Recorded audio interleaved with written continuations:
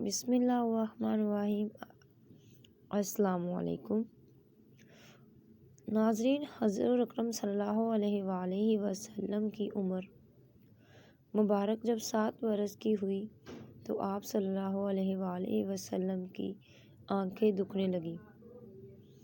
آپ صلی اللہ علیہ وآلہ وسلم کے دادا حضرت عبدالمطلب نے آپ صلی اللہ علیہ وآلہ وسلم کا بڑا علاج کروایا، مگر سرکار کی آنکھیں ٹھیک نہیں ہوئیں۔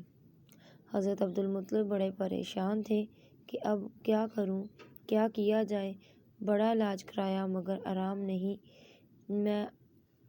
آپ پریشان بیٹھے سوچ رہے تھے کہ کسی جاننے والے نے کہا، اے سردار قریش، پریشان نہ ہو، مکہ کے قریب قاضیہ بازار ہے، اس بازار کے ساتھ ایک طبیب کا گھر ہے، بڑا قابل ہے، وہ دوا بھی دیتا ہے اور دوا بھی دیتا ہے۔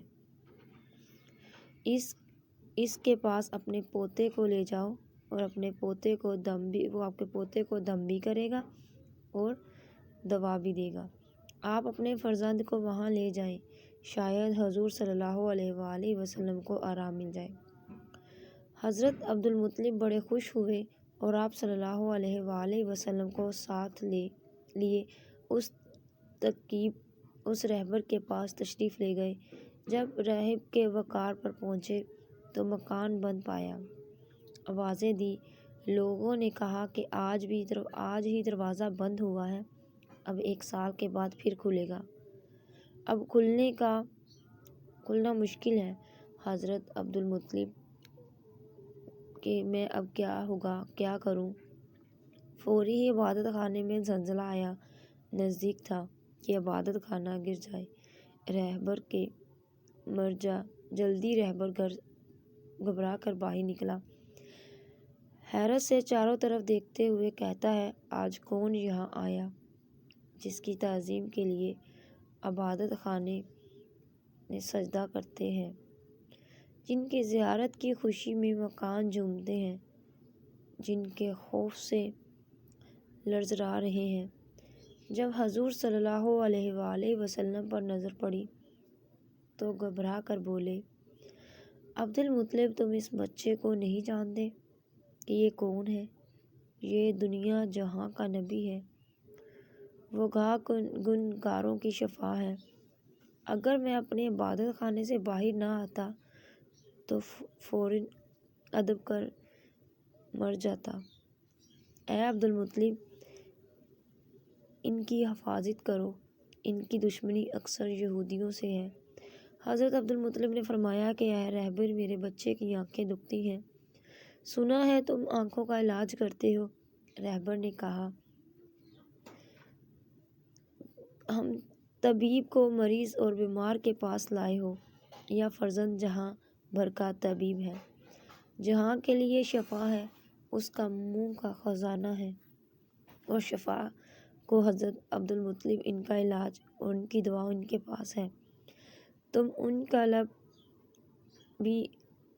ان کی آنکھوں میں لگاؤ۔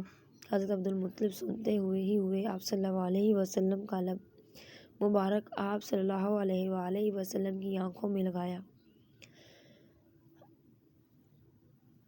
اللہ کا لگانا ابھی لگایا ہی تھا یا مریض کے لیے شفا کا بہانہ تھا، یہی لب آپ کا علاج بنا۔ جیسا کہ ہجرت کے موقع پر غار رسول صلی اللہ علیہ وآلہ وسلم ابوبکر صدیق رضی اللہ تعالیٰ عنہ کے سامنے لے کر تو آپ صلی اللہ علیہ وسلم نے اپنا اللہ دہن لگایا تھا۔ حضرت علی سے روایت ہے کہ میں نے رسول اکرم صلی اللہ علیہ وسلم کو فرماتے ہی سنا ہے کہ میں جہالت کی رسوم اور لبلبے کی طرف کبھی بھی متوجہ نہیں ہوا۔ 2 راتوں کے ان دونوں راتوں میں اللہ تعالیٰ نے مجھے خطا اور معصوم رکھا۔ ایک رات کا واقعہ یہ ہے کہ مکہ کے چند نوجوان اور میں آپ صلی اللہ علیہ وآلہ وسلم اپنے گھر کی بکریوں کو ریوڑوں میں تھے۔ اب میں اپنے ساتھی سے کہا، ذرا میری بکریوں کی نگرانی کرنا تاکہ میں مکہ جا کر نوجوانوں کو شوگر دیکھوں۔ اس نے کہا۔ اچھا، پھر میں آبادی کی طرف آیا اور یہ پہلے ہی گرم موسیقی آواز سنی، ایسی آواز جو میں نے پہلے کبھی نہ سنی تھی۔ یہ کیسی آواز ہے؟ کسی نے بتایا یہ شادی کا سلسلہ ہے۔ میں موسیقی سننے کے لیے بیٹھ گیا۔ اللہ نے میرے کانوں کو تھپتھپایا اور میں سو گیا۔ حتیٰ کہ دوسرے روز سورج کی آمد پر ان کے شعلوں نے مجھے بیدار کیا۔ میں اٹھ کر ساتھی کے پاس گیا۔ اس نے پوچھا، اتنے لمبے وقت تک کیا کرتے رہے؟ آپ صلی اللہ علیہ وآلہ وسلم نے فرمایا، ان کو اپنی پوری بات بتائی، پوری بات سنائی اور پھر رات بھر ساتھ ہی کہا، میری بکریوں کا خیال رکھنے کا میں جا کر کچھ شکر ادا کروں۔ میں نے اقرار کر لیا۔ دوسرے دن پھر ایسا ہی ہوا۔ میں مکہ شہر کی طرف روانہ ہو گیا۔ یہاں آ کر میں نے موسیقی کی وائس سنی، ویسی آواز سنی جیسے میں نے گزشتہ رات سنی تھی۔ میں دیکھنے کے لیے بیٹھ گیا۔ پھر قدرت نے میرے کانوں کو تھپتھپایا اور میں سو گیا۔ جب تک کہ دوسرے دن دھوپ نے مجھے جگایا۔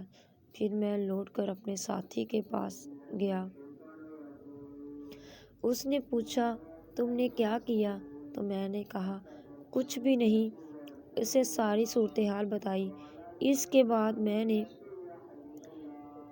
تبدیلی میں ایسا ارادہ کیا، اپنی زندگی میں ایسا ارادہ کیا اور نہ ہی میں نے رغبت ہوئی، یہاں جب تک اللہ نے مجھے نبوت سے سربلند فرمایا۔